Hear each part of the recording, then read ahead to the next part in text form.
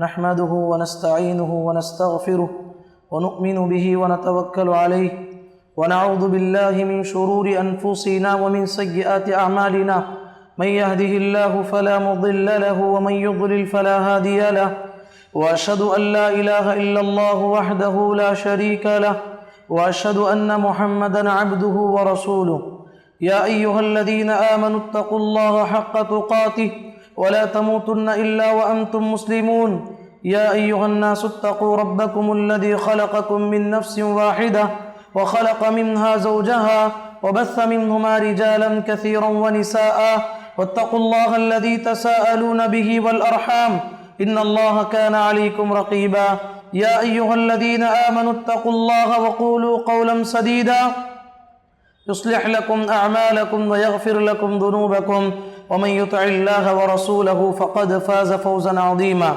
أما بعد فإن خير الحديث كتاب الله وخير الهدي هدي محمد صلى الله عليه وسلم وشر الأمور محدثاتها وكل محدثة بدعة وكل بدعة ضلالة وكل ضلالة في النار أعوذ بالله السميع العليم من الشيطان الرجيم من همزه ونفخه ونفسه وَلَقَدْ خَلَقْنَا الْإِنسَانَ وَنَعْلَمُ مَا تُوَسْوِسُ بِهِ نَفْسُهُ وَنَحْنُ أَقْرَبُ إِلَيْهِ مِنْ حَبْلِ الْوَرِيدِ إِذْ يَتَلَقَّى الْمُتَلَقِّيَانِ عَنِ الْيَمِينِ وَعَنِ الشِّمَالِ قَعِيدٌ مَا يَلْفِظُ مِنْ قَوْلٍ إِلَّا لَدَيْهِ رَقِيبٌ عَتِيدٌ وَجَاءَتْ سَكْرَةُ الْمَوْتِ بِالْحَقِّ ذلك ما كنت منه تحيد ونفخ في الصور ذلك يوم الوعيد وجاءت كل نفس معها سائق وشهيد لقد كنت في غفلة من هذا فكشفنا عنك غطاءك فبصرك اليوم حديد وقال قرينه هذا ما لدي عتيد ألقيا في جهنم كل كفار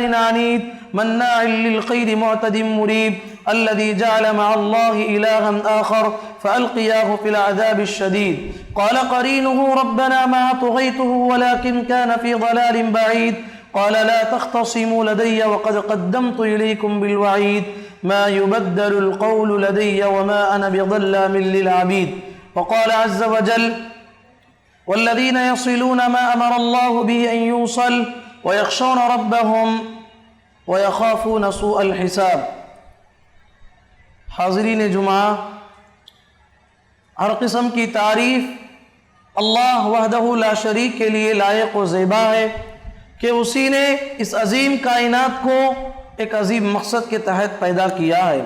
وہ مقصد اللہ تعالیٰ نے فرمایا وَمَا خَلَقْتُ الْجِنَّ وَالْإِنسَ إِلَّا لِيَعْبُدُونَ میں نے سارے انسانوں کو اور سارے جنات کو میں نے صرف اپنی عبادت کے لیے پیدا کیا ہے۔ بے پایاں درود و سلامتی نازل ہو اللہ کے تمام پیغمبروں پر، بالخصوص میرے اور آپ کے آخری پیغمبر محمد الرسول اللہ صلی اللہ علیہ وسلم پر۔ حضرات، خطبہ مسنونہ کے بعد میں نے آپ کے سامنے سورۃ الرعد کی ایک آیت پڑھی ہے۔ اللہ تعالیٰ نے اس آیت میں فرمایا وَالَّذِينَ يَصِلُونَ مَا أَمَرَ اللَّهُ بِهِ، اللہ کے وہ نیک بندے، اللہ کے متقی بندے، اللہ کے پرہیزگار بندے وہ دنیا میں کیا کرتے ہیں؟ وہ تین کام کرتے ہیں۔ وہ کیا کام ہے جو اس آیت میں بتائے گئے؟ کہا کہ پہلا کام وہ یہ کرتے ہیں کہ وہ اپنے رشتہ داری کو جوڑتے ہیں، اپنے رشتوں کا خیال کرتے ہیں، اور دوسری تعلیم دی گئی، دوسری بات ان کی صفت بتائی گئی وَيَخْشَوْنَ رَبَّهُمْ، وہ اللہ کے خوف کو اپنے دل میں بسائے رکھتے ہیں، اور تیسری صفت بتائی گئی وَيَخَافُونَ سُوءَ الْحِسَابِ، اور وہ برے حساب سے، آخرت کے دن کے برے حساب سے وہ ہمیشہ ڈرتے رہتے ہیں۔ تو میرے بھائیوں، آج میرے خطبے کا اصل موضوع یہی ہے کہ پہلی جو بات اللہ تعالیٰ نے بتایا کہ اللہ کے نیک بندے وہ ہیں جو رشتوں کو جوڑتے ہیں، رشتہ داری کو قائم کرتے ہیں۔ میرے بھائی، دنیا میں یاد رکھیے، خاندان یہ ہماری طاقت ہے، خاندان یہ ہمارا سہارا ہے۔ اللہ تعالیٰ نے اس دنیا میں ہر انسان کو خاندان دیا ہے، ہر انسان کو رشتہ دار بنائے ہیں۔ دنیا میں جو انسان رشتہ داری کو جوڑتا ہے، رشتوں کا خیال کر کے زندگی گزارتا ہے، اس کی زندگی میں بے شمار فوائد وہ دیکھ سکتا ہے۔ رشتے بنتے کیسے ہیں؟ خاندان بنتا کیسا ہے؟ شریعت نے کہا خاندان 3 رشتوں سے بنتے ہیں. ایک ددیالی رشتہ یعنی باپ کی جانب سے جو رشتے بنتے ہیں اس کے ذریعے سے خاندان بنتا ہے. ایک ہے ننیالی رشتہ، ماں کی جانب سے جو رشتے وجود میں آتے ہیں اس کے ذریعے سے خاندان وجود میں آتا ہے. تیسرا رشتہ شادی کے بعد جو سسرالی رشتہ وجود میں آتا ہے اس سے خاندان بنتے ہیں. یہ 3 رشتوں کے ذریعے سے خاندان بنتے ہیں. شریعت نے کہا کہ ان 3 رشتوں کو زندگی میں نبھا کے چلو، ان 3 رشتوں کے ساتھ حسن سلوک کرتے ہوئے اس کا حق ادا کرتے ہوئے زندگی گزارنے کی شریعت ہمیں تعلیم دیتی ہے. میرے بھائیوں، جو آدمی رشتے کو جوڑتا ہے، رشتوں کا خیال کرتا ہے، اس کے حقوق ادا کرنا چاہتا ہے، وہ اللہ کے اس حکم کو ادا کرنے والا ہے. اللہ تبارک و تعالیٰ نے قرآن مجید میں کئی 10 آیت میں اللہ تبارک و تعالیٰ نے ان لوگوں کی تعریف کی ہے، ان لوگوں کے بارے میں بتایا ہے کہ یہ وہ لوگ ہیں جو اپنے رشتہ داروں کے ساتھ حسن سلوک کرتے ہیں. اللہ تعالیٰ نے فرمایا وَاعْبُدُوا اللَّهَ وَلَا تُشْرِكُوا بِهِ شَيْئًا وَبِالْوَالِدَيْنِ إِحْسَانًا وَبِذِي الْقُرْبَى.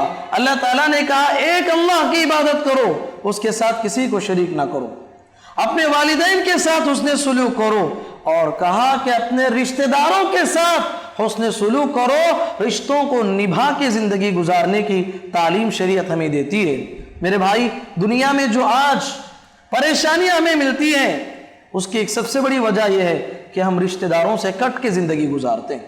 جو معاشرہ، جو انسان، جو گھرانہ اپنے رشتوں کو توڑ کے زندگی گزارتا ہے، آپ ان کی زندگیوں میں دیکھو، ان کی زندگی میں غم آتا ہے، ان کی زندگی میں جو ہے دکھ آتا ہے، پریشانی آتی ہے، الجھنیں آتی ہیں. اور جو انسان اپنے رشتوں کو نبھا کے چلتا ہے، رشتوں کو قائم کر کے چلتا ہے، اللہ اس کی زندگی میں برکتیں نصیب کرتا ہے، وہ خوشی کے ماحول میں زندگی گزارتا ہے.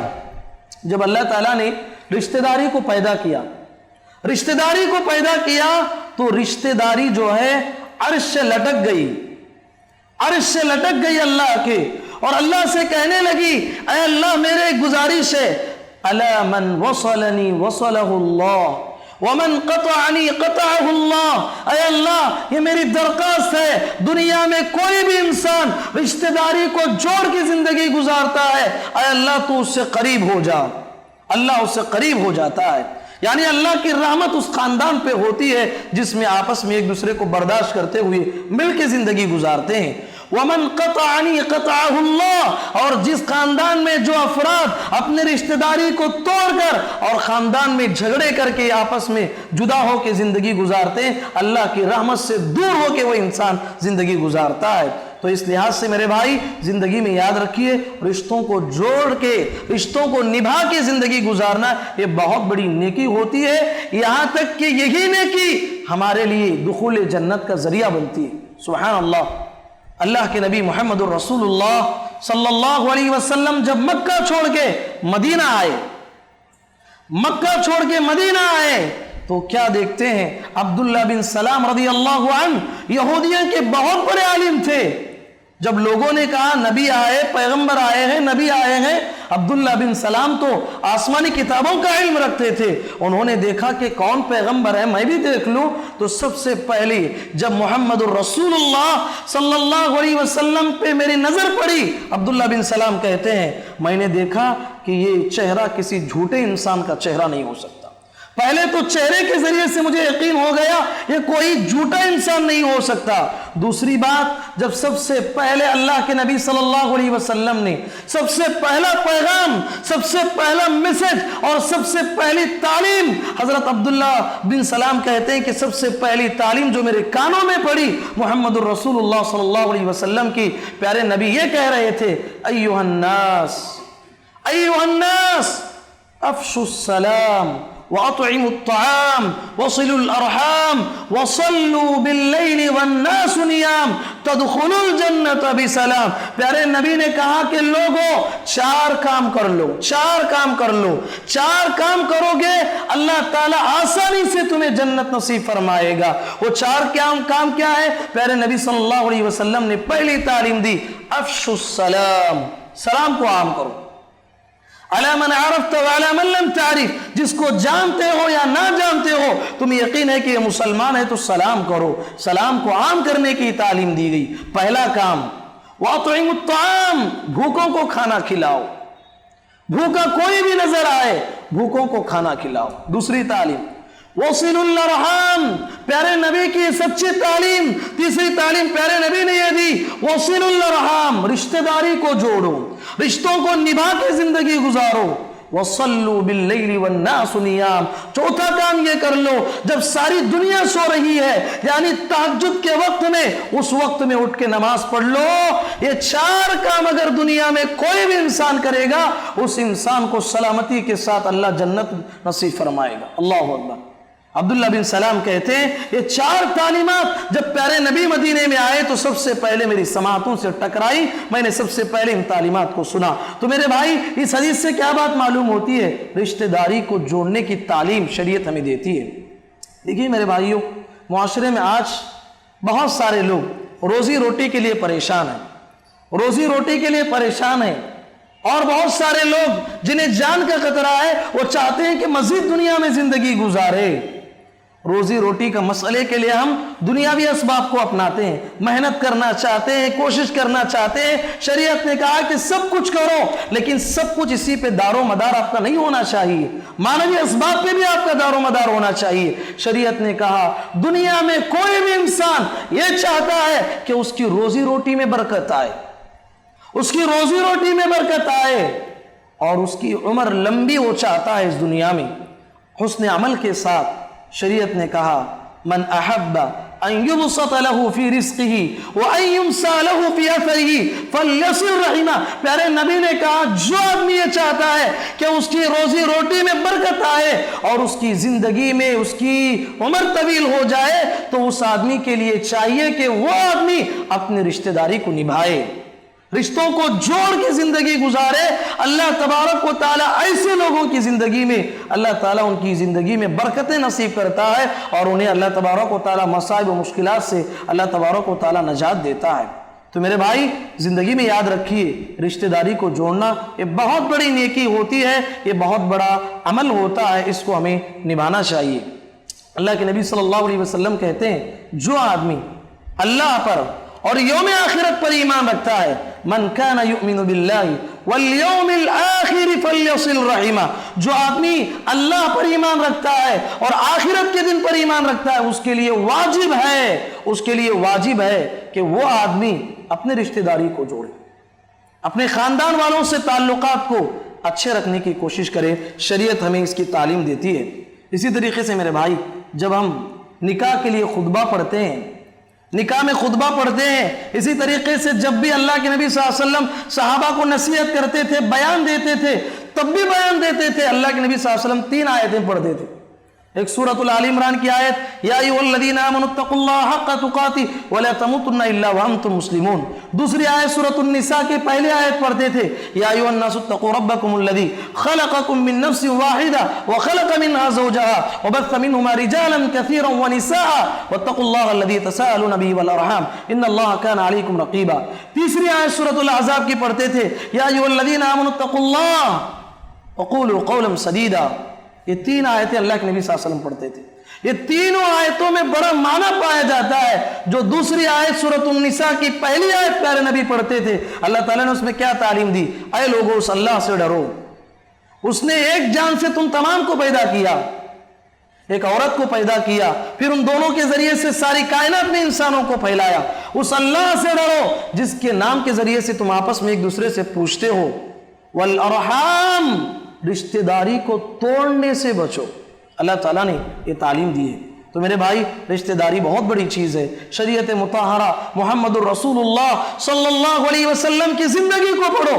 प्यारे नबी देखिए रिश्तों का कैसे ख्याल करते थे, रिश्तेदारी को कैसे निभाते थे। आप कुरान और हदीस पढ़ के देखिए। अल्लाह के नबी सल्लल्लाहु अलैहि वसल्लम को मुशरिकीन बहुत तकलीफ देते थे मक्के में। प्यारे नबी ने बद्दुआ कर दी। सूरह दुखान में अल्लाह ताला ने इसका तस्करा किया है। बद्दुआ कर दी, ऐ अल्लाह जिस तरीके से यूसुफ अलैहिस्सलातु वस्सलाम के ज़माने में क़हत आया था, इसी तरीके से मक्के वालों पे भी तो क़हत को मुसल्लत कर दे। अब प्यारे नबी की बद्दुआ थी, सारे मुशरिकीन قحط سالی میں مبتلا ہو گئے، کھانے کے دانے دانے کے لیے ترس گئے، پانی کے گھونٹ گھونٹ کے لیے ترس گئے، پریشان ہو گئے۔ تو سب کو معلوم ہوا یہ محمد کی بد دعا کی وجہ سے ہو رہا ہے۔ تو ان کے سردار تھے ابو سفیان، جو ابھی اسلام نہیں لائے تھے۔ پیارے نبی کی دشمنوں کی فہرست جب بنائی جائے، سب سے پہلے نمبر پہ جس دشمن کا نام آتا ہے وہ ابو سفیان ہے۔ یہ الگ بات ہے کہ وہ بعد میں اسلام لائے۔ تو ابو سفیان پیارے نبی کی خدمت میں آئے، پیارے نبی کی خدمت میں آئے کہ درخواست کرنے لگے اور کہنے لگے اسألک باللہ والرحیم۔ کتب احادیث پڑھ کے دیکھیے، کہا کہ اے محمد ہم آپ سے اللہ کا واسطہ دے کے سوال کرتے ہیں، اور اے محمد آپ کو ہم رشتہ داری کا واسطہ دے کے سوال کرتے ہیں۔ ہم آپ سے گزارش کرتے ہیں آپ اللہ سے دعا کر دو، جو قحط سالی میں جو ہمیں پریشانی لائق ہوئی ہے اس کے حل کے لیے آپ اللہ سے دعا کر دیں کہ یہ پریشانی ہماری دور ہو جائے۔ اللہ اکبر۔ پیارے نبی صلی اللہ علیہ وسلم کو، پیارے نبی صلی اللہ علیہ وسلم کے بارے میں دشمن کو معلوم تھا رشتہ داروں کا کتنا خیال پیارے نبی کرتے ہیں۔ جب رشتہ داری کا حوالہ دیا گیا کہ مکے میں پیارے نبی صلی اللہ علیہ وسلم کے کئی رشتہ دار تھے، پیارے نبی نے اللہ سے دعا کی، یہ قحط سالی کا دور ختم ہو گیا۔ تو اس سے کیا بتانا چاہتا ہوں میرے بھائیوں، زندگی میں رشتوں کو نبھا کے چلنا، رشتوں کو جوڑ کے چلنا، یہ بہت بڑی نیکی ہے۔ دنیا میں کوئی یہ چاہتا ہے کہ میرا رشتہ دار میرے ساتھ اچھا سلوک کرے، میرے ساتھ ہمارے خاندان میں کوئی بھی برا سلوک کرے گا، میرے ساتھ برائی کا معاملہ کرے گا، میں اس سے بات نہیں کروں گا۔ اگر یہ فارمولا ہے تو تمہیں اس دنیا میں جینے کا حق نہیں ہے، تمہیں تو فرشتوں میں رہنا چاہیے، کیونکہ اس دنیا میں جب رہتے ہیں آپس میں اختلاف ہوتا ہے، آپس میں انتشار ہوتا ہے، آپس میں ایک دوسرے کا مزاج کا ٹکراؤ ہوتا ہے۔ شریعت نے کہا وَجَعَلْنَا بَعْضَكُمْ لِبَعْضٍ فِتْنَةً أَتَصْبِرُونَ وَكَانَ رَبُّكَ بَصِيرًا، کہا کہ اللہ تبارک و تعالیٰ تمہیں دیکھ رہا ہے، آپس میں ایک دوسرے کو آزمائش کا ذریعہ بنایا ہے، برداشت کر کے چلو، برداشت کی صفت اپنی زندگی میں پیدا کرو۔ پیارے نبی صلی اللہ علیہ وسلم نے اسی لیے فرمایا الْمُؤْمِنُ الَّذِي يُخَالِطُ النَّاسَ وَيَصْبِرُ عَلَىٰ أَذَاهُمْ خیر من المؤمن الذی لا یخالط الناس ولا یصبر علی اذاہم۔ پیارے نبی صلی اللہ علیہ وسلم نے کہا وہ مومن جو عام لوگوں میں رہتا ہے، رشتہ داروں میں ہوتا ہے، اور رشتہ داروں کی جانب سے جو تکلیف اسے پہنچتی ہے اس پہ برداشت کرتا ہے، یہ سب سے بہتر مومن ہے اس مومن کے مقابلے میں جو مومن جو ہے رشتہ داروں سے کٹ کے الگ زندگی گزارتا ہے اور لوگوں کی تکالیف کو بھی برداشت نہیں کرتا۔ اس مومن سے وہ مومن بہتر ہے جو لوگوں کے ساتھ رہ کر لوگوں کی اذیتوں کو برداشت کرتا ہے۔ تو یاد رکھیے میرے بھائیوں، رشتہ داری کو جوڑ کے چلنا چاہیے۔ جو آدمی رشتوں کو توڑتا ہے اس کا سب سے بڑا نقصان یہ ہوگا اس کی آخرت برباد ہو جائے۔ پیارے نبی صلی اللہ علیہ وسلم کہتے ہیں لا يدخل الجنت قاطع رحم، کہا کہ جو آدمی رشتہ داری کو توڑ کے زندگی گزارتا ہے اللہ اسے کبھی جنت میں داخلہ نصیب نہیں کرے گا۔ اللہ اکبر، کتنی بڑی محرومی ہے۔ خوش نصیب ہے وہ انسان جو رشتوں کو جوڑ کے چلتا ہے، بڑا بد نصیب ہے وہ انسان جو رشتوں کو توڑ کے چلتا ہے۔ تو یاد رکھیے میرے بھائیوں، رشتہ داری کو جوڑ کے چلنا چاہیے۔ قرآن مجید میں آپ دیکھیے اللہ تعالیٰ نے جو رشتہ داری کو توڑ کے چلتا ہے، رشتہ داروں سے اپنے تعلقات کو ختم کر کے زندگی گزارتا ہے، ایسے لوگوں پہ اللہ تعالیٰ نے لعنت بھیجی۔ لعنت کا مستحق ہے وہ انسان۔ لعنت کا مطلب جانتے ہیں آپ؟ لعنت کا مطلب یہ ہے اللہ کی ساری رحمتوں سے محروم ہو جانا، لعنت کا مطلب اللہ کے عذاب کا مستحق ہونا، اس کا مطلب۔ اللہ تعالیٰ نے فرمایا سورہ محمد میں فَهَلْ عَصَيْتُمْ إِن تَوَلَّيْتُمْ أَن تُفْسِدُوا فِي الْأَرْضِ وَتُقَطِّعُوا أَرْحَامَكُمْ۔ ہاں، ان ظالموں کو، ان نافرمان لوگوں کو اگر اس دنیا میں اقتدار ملے گا، انہیں طاقت ملے گی تو دنیا میں کیا کریں گے؟ زمین میں فساد پھیلائیں گے، اور فساد پھیلانے کا طریقہ یہ ہوگا وہ رشتوں کو توڑ کے زندگی گزاریں گے۔ یہ رشتوں کو توڑنے کی وجہ سے اولئک الذین لعنہم اللہ، قرآن کہتا ہے کہ یہ وہی لوگ ہیں جس پہ اللہ کی لعنت برستی رہتی ہے۔ تو یاد رکھیے رشتوں کو جوڑنا چاہیے۔ کوئی آدمی کسی بھائی سے رشتہ توڑ لیا ہے، اب زندگی گزار رہا ہے، اس کا کتنا بڑا نقصان ہوتا ہے۔ پیارے نبی صلی اللہ علیہ وسلم کہتے ہیں جمعرات کے دن اور پیر کے دن ہر بندے کے نام اعمال اللہ کے سامنے پیش کیے جاتے ہیں، ہر بندے کے نام اعمال اللہ کے حضور پیش کیے جاتے ہیں۔ اللہ تعالیٰ ہر بندے کی نیکیوں کو قبول کرتا ہے. اسی لیے پیارے نبی صلی اللہ علیہ وسلم جمعرات کو پیر کو روزہ رکھتے تھے تاکہ روزے کی حالت میں اللہ تعالیٰ میری نیکیوں کا حساب کرے. اور پیارے نبی کہتے ہیں اللہ تعالیٰ پیر کے دن جمعرات کے دن ہر بندے کو معاف کرتا ہے سوائے اس بندے کے جو آپس میں رشتہ داری کو توڑ کے زندگی گزارتا ہے. اللہ کہتا ہے کہ انظروا، ان دو بندوں کا مجھے نام اعمال مت بتاؤ. انظروا، چھوڑ دو. ہذین حتی یصطلحا، یہ جب تک آپس میں نہیں ملیں گے تب تک ان پر میری رحمت کی بارش نہیں ہوگی، ان کے نام اعمال کو بھی میں نہیں دیکھوں گا. اللہ اکبر، کتنی بڑی محرومی ہے میرے بھائی. تو یاد رکھیے رشتہ داری کو جوڑنا ہے. رشتہ داری کو جوڑیں گے اللہ کی رحمتوں کی بارش ہم پہ ہوگی. ہاں شریعت تو یہ کہتی ہے اگر تمہارا رشتہ دار مشرک ہے، کافر ہے، شریعت نے کہا کہ مشرک رشتہ دار سے بھی تعلقات کو ختم مت کرو، ان کے حقوق بھی تم پہ عائد ہوتے ہیں. حضرت عمر بن خطاب رضی اللہ عنہ کے پاس ایک کپڑا آیا جو ازروع شرع ایک مومن کے لیے زیب نہیں دیتا کہ ایک مومن پہنے. ایک مومن کے لیے وہ کپڑا پہننا جائز نہیں ہے، وہ ریشمی لباس تھا اور پیارے نبی کی جانب سے آیا تھا. صحیح بخاری کی روایت ہے. تو عمر بن خطاب رضی اللہ عنہ نے پیارے نبی صلی اللہ علیہ وسلم سے درخواست کی، کہا کہ اللہ کے نبی یہ تو پہننا حرام ہے اور آپ نے خود کہا ہے. پیارے نبی صلی اللہ علیہ وسلم نے کہا یہ تو پہننا حرام ہے، تمہیں پہننے کے لیے میں کہاں دیا ہوں؟ یہ تم کسی اپنے مشرک کو ہدیہ بھی کر سکتے ہیں.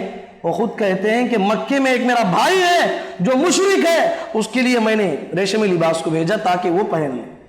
اللہ اکبر. مشرکین اگر ہمارے خاندانی رشتہ دار ہیں وہ بھی ہمارے حسن سلوک کے حقدار ہیں. حضرت اسماء بنت ابی بکر رضی اللہ عنہا کہتی ہے ان کی ماں ان سے ملنے کے لیے آئی. وہ اللہ کے نبی کی خدمت میں آئی، کہا کہ اللہ کے نبی میری ماں مشرکہ ہے، وہ مجھ سے ملنے کے لیے آئی ہے، کیا میں اس کے ساتھ حسن سلوک کروں؟ پیارے نبی نے کہا جاؤ اس کے ساتھ حسن سلوک کرو، اس کے ساتھ نرمی سے کام لو اور اس کے ساتھ جو ہے اچھا معاملہ کرو. ہاں یہ بات بھی یاد رکھیے، ماں باپ کی اطاعت اور دنیا میں کسی کی بھی اطاعت وہاں تک جائز ہے جہاں تک شریعت اجازت دیتی ہے. جہاں اللہ کی نافرمانی ہوتی ہو، اسلام کی نافرمانی ہوتی ہو، لا طاعت لمخلوق فی معصیت الخالق، اللہ کی نافرمانی میں کسی بندوں کی اطاعت جائز نہیں ہے. اسی لیے اللہ تعالیٰ نے فرمایا وَإِن جَاهَدَاكَ لِتُشْرِكَ بِي مَا لَيْسَ لَكَ بِهِ عِلْمٌ فَلَا تُطِعْهُمَا وَصَاحِبْهُمَا فِي الدُّنْيَا مَعْرُوفًا. تمہارے ماں باپ اگر مشرکین ہیں، تمہیں اگر شرک کی طرف بلاتے ہیں تو ان کی اطاعت نہ کرو. ہاں دنیاوی معاملات میں وہ ماں باپ ہونے کی حیثیت سے ان کے ساتھ حسن سلوک کرو. شریعت میں تعلیم دیتی ہے. تو میرے بھائی رشتہ داری کو نبھانے کی شریعت میں کیسے کیسے تعلیم دیتی ہے. اسی لیے شریعت نے کہا وقتاً فوقتاً اپنے رشتہ داروں کے گھروں کو جانا چاہیے. کتنے لوگ ایسے ہیں اپنی سگی بہن کے گھر کو جا کے کئی سال ہو چکا ہے، کوئی سگا بھائی ہے اپنے سگے بھائی کے گھر کو جا کے کئی سال ہو چکا ہے، حالانکہ گھر قریب ہے، تقریبات کے موقع پر بھی اور کبھی خوشی کے موقع پر بھی ان کے گھر کو نہیں جاتے. یاد رکھیے بہت بڑا گناہ ہے. رشتہ داری کو نبھانا چاہیے. علماء نے یہ بیان کیا ہے اگر آپ کا رشتہ دار کہیں دور رہتا ہے، آپ کی مصروفیتیں زیادہ ہیں، ان سے ملاقات نہیں کر سکتے ہیں، تو آپ کے لیے اب جدید آلات آئے ہیں، فون کے ذریعے تو صحیح اپنے رشتہ داری کو جوڑ کے قائم رکھ کے زندگی گزارنا چاہیے. اسی کے ذریعے سے ہمارے لیے برکتوں کا نزول ہمارے گھروں میں ہوتا ہے. تو حضرات شریعت ہمیں رشتہ داری کو جوڑنے کے ساتھ ساتھ رشتہ داروں کے ساتھ حسن سلوک کرنے کی تعلیم دی ہے. اگر کوئی رشتہ دار ایسا ہے ہم صدقہ کر رہے ہیں، ساری دنیا ہمارے مال سے فائدہ اٹھا رہی ہے، میرا بھائی ہے کہ غریب ہے، میرے خاندان میں کتنے لوگ ہیں کہ غریب ہیں، میں دوسروں کو فائدہ پہنچا رہا ہوں، حالانکہ میرے خاندان کے کتنے لوگ ایسے ہیں جو غریب ہیں، میرے صدقے کے زیادہ مستحق میرے خاندان والے ہیں، میں خاندان والوں کو چھوڑ کے دوسروں کو صدقہ کر رہا ہوں. شریعت نے کہا یہ اچھا انسان نہیں. آپ کو دیکھنا چاہیے اپنے رشتہ داروں کا خیال کرو. آپ کے صدقے کا، آپ کی زکوٰۃ کا، آپ کی قرض کا سب سے زیادہ حقدار آپ کے خاندان والے ہیں. آپ کے جو سب سے قریبی رشتہ دار ہوتے ہیں، آپ کے بھائی، آپ کے بہن، آپ کے ماں باپ اور آپ کے خالہ، آپ کے چچا، آپ کے جتنے بھی خاندان والے ہیں، وہ سب سے زیادہ حق رکھتے ہیں کہ ان کے اوپر آپ خرچ کریں. اور شریعت نے کہا کہ جو آدمی کسی آدمی پہ خرچ کرتا ہے تو اس کو ایک ثواب ملے گا، اور کہا کہ اگر کوئی آدمی اپنے رشتہ دار پہ خرچ کرتا ہے تو اس کو ڈبل ثواب ملتا ہے. ایک جو ہے ایک غریبی کا خیال کرتے ہوئے دینا, ایک رشتہ داری کا خیال کرتے ہوئے دینا. اور اس سے بھی افضل صدقہ کیا ہے؟ افضل الصدقہ علی ذی رحم الکاشح. کہا کہ سب سے افضل ترین صدقہ وہ ہے کہ اس رشتہ دار کو ہم ہدیہ دینا, اس رشتہ دار کو ہم مدد کرنا, پیسے کے ذریعے سے ہو, کسی بھی ذریعے سے, جو رشتہ دار کے ہمارے تعلق سے اپنے دل میں نفرت رکھتا ہے, ہماری نفرت اس کے دل میں ہے, ایسے رشتہ داروں کے ساتھ اس نے سلوک کرنا, ان کی مدد کرنا, شریعت نے کہا یہ سب سے بڑا افضل ترین صدقہ ہے. تو یاد رکھیے میرے بھائیوں, ہمارے اس معاشرے کا, ہمارے رشتہ داری کو نبھانے کا ایک سب سے بڑا حق یہ ہے میرے بھائی. میں تو کہتا ہوں سب سے بڑا حق یہ ہے کہ ہم دیکھتے ہیں کہ ہمارے معاشرے میں ہمارے خاندان والے ہیں, ہمارے رشتہ دار ہیں, وہ غلط راستے کی طرف جا رہے ہیں, گمراہی کی طرف جا رہے ہیں. کوئی بے نمازی ہے, کوئی بے دین ہے, کوئی جو ہے بدعتوں میں مبتلا ہے, کوئی شرک میں مبتلا ہے. شریعت نے کہا تم رشتہ دار ہونے کی حیثیت سے اپنے رشتہ دار کی گمراہیوں سے اس کو نجات کی طرف لانا ہے, اس کو ہمیشہ والی جنت کی طرف بلانا ہے. یہ تمہیں رشتہ دار ہونے کا سب سے بڑا حق ہے. پیارے نبی محمد الرسول اللہ صلی اللہ علیہ وسلم پہ پہلی وحیوں میں سے ایک پہلی وحی یہی تھی. اللہ نے فرمایا وَأَنذِرْ عَشِيرَتَكَ الْأَقْرَبِينَ, اے پیغمبر آپ سب سے پہلے اپنے رشتہ داروں کو ڈراؤ, اپنے رشتہ داروں کو نار جہنم سے بچاؤ. پیارے نبی صلی اللہ علیہ وسلم پہاڑ پہ چڑھ گئے اور اپنے خاندان کے ایک ایک نام کو لے کے بلایا, کہا کہ اے لوگوں میں تمہارا خاندان والا ہوں, آخرت میں میں تمہارا کچھ کام نہیں آؤں گا, آخرت میں نجات چاہتے ہو جو کہ حقیقی نجات ہے, اللہ پر ایمان لاؤ. قولوا لا الہ الا اللہ تفلحوا, کامیاب ہو جاؤ گے, لا الہ الا اللہ پڑھ لو اور آخرت میں اللہ تعالیٰ تمہیں نجات دینے والا. اور پیارے نبی صلی اللہ علیہ وسلم نے فرمایا کہ میں تمہارا رشتہ دار ہوں, تمہاری رشتہ داری کا جو حق ہے وہ ادا کروں گا, لیکن آخرت میں نجات پانے کا دار و مدار تمہارے اعمال پہ ہے, تمہیں خود تیاری کرنا چاہیے. تو میرے بھائی آج کے خطبے کا خلاصہ یہی ہے, ہمارے معاشرے میں جو ہمیں پریشانیاں لاحق ہوئی ہیں, ہمارے خاندان نفرتوں کی آگ میں جل رہے ہیں, نفرتوں کی آگ میں جل رہے ہیں, اور جلتے پہ ہمارے معاشرے میں پیٹرول کا کام کرنے والے, ایندھن کا کام کرنے والے قدم قدم پہ ملیں گے, رشتوں کو جوڑنے والے ڈھونڈنے سے بھی نہیں ملیں گے, رشتوں کو توڑنے والے ہمارے خاندانوں میں جگہ جگہ ملیں گے. یاد رکھو شریعت نے کہا جھوٹ بولنا حرام ہے, لعنت اللہ علی الکاذبین, جھوٹ بولنے والوں پہ اللہ کی لعنت ہوتی ہے. لیکن شریعت نے کہا ایک جگہ تمہیں جھوٹ بولنے کی اجازت ہے, وہ کہاں ہے؟ دو مسلمان بھائی آپس میں لڑ کے جدا ہو گئے ہیں, شریعت نے کہا کہ ان دونوں کو ملانے کے لیے آپ کو جھوٹ کا سہارا اگر لینا پڑے تو جھوٹ بول کے ہی صحیح ان دونوں کو ملاؤ. کہو کہ فلاں عبداللہ جو ہے تمہارے تعلق سے جو ہے اچھا خیال رکھتا ہے, ہمیشہ تمہارا اچھا تذکرہ کرتا ہے, بکر کے پاس جاؤ, بکر کے پاس جا کہ عبداللہ کا حسن تذکرہ اور عبداللہ کے پاس بکر کا تذکرہ, دونوں کو آپس میں ملاؤ. اس دنیا کی سب سے بڑی نیکی ہے اور اس دنیا کا بدترین گناہ یہ ہے کہ آپسی رشتہ داریوں کو توڑنا, رشتوں میں دراریں پیدا کرنا, یہ سب سے بڑا گناہ ہے, اس سے بچنا چاہیے. ہمارے معاشرے میں اگر ہم ایک خاندان بن کے زندگی گزاریں گے, ہم آپس میں ایک دوسرے سے محبت بھرے ماحول میں زندگی گزاریں گے, اللہ کی رحمتوں کی بارش ہمارے گھروں پہ ہوگی, ہماری زندگیوں میں ہوگی. یہی چیز ہماری دنیا اور آخرت کو بنائے گی. اس کا خیال کر کے زندگی گزاریں. اللہ تعالیٰ سے دعا ہے اللہ کہنے والے اور سننے والوں کو پروردگار ہم تمام کو رشتہ داری کو قائم کر کے زندگی گزارنے کی توفیق نصیب فرما, رشتوں کا خیال کرتے ہوئے ہمیں زندگی گزارنے کی توفیق نصیب فرما. اے اللہ ہم میں جو کوئی پریشان حال ہے, مجبور ہے, اے اللہ ان کی پریشانیوں کو مجبوریوں کو دور فرما. اے اللہ ہم میں کوئی بیمار ہے, اے اللہ ان کی بیماریوں کو شفا عاجلہ میں تبدیل فرما. اے اللہ ہم میں کوئی انسان قرض دار ہے, اے اللہ ان کی قرض داری کو جلد از جلد ادا کر دے. اے اللہ ہم تمام کو جنت الفردوس نصیب فرما اور ہم تمام کا حسن خاتمہ نصیب فرما, اور ہمیں محمد الرسول اللہ صلی اللہ علیہ وسلم کے بازو میں جنت میں جگہ نصیب فرما. آمین. بارک اللہ لنا ولکم فی القرآن المجید ونفعنا وإياكم بما فيه من الآيات وذكر الحكيم إنه تعالى جواد كلم ملك بر رحيم ورب حليم.